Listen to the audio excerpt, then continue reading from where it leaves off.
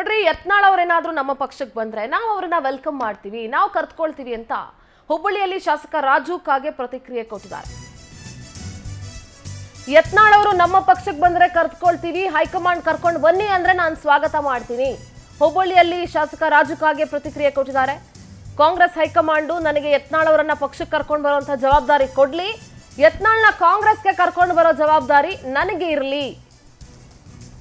ಹುಬ್ಬಳ್ಳಿಯಲ್ಲಿ ರಾಜು ಕಾಗೆ ಪ್ರತಿಕ್ರಿಯಿಸಿದ್ದಾರೆ.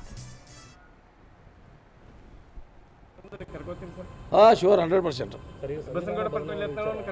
ಕರ್ಕೋತೀವಿ. ಯಾಕೆ ನಮ್ಮ ಪಕ್ಷಕ್ಕೆ ಏನಾಗೈತೆ ಅದು ಬಿಟ್ಟು ಬರ್ತಿರ್ತಂದ್ರೆ ನಮ್ಗೆ ಬರ್ಲಾಕ ಅವ್ರು ರೆಡಿ ಇದ್ರೆ ನಮ್ಮ ಹೈಕಮಾಂಡ್ ಅಲ್ರಿ, ಹೈಕಮಾಂಡ್ದವ್ರು ಕೂಡ ಚರ್ಚೆ ಮಾಡ್ತೀನಿ. ನಾನು ಚರ್ಚೆ ಮಾಡಿ ಬರ್ತಾ ಇದ್ರೆ ತೊಗೊಳ್ತೀವಿ. ತಗೋತೀನಿ ಏನು ತೊಂದರೆ ಇದು.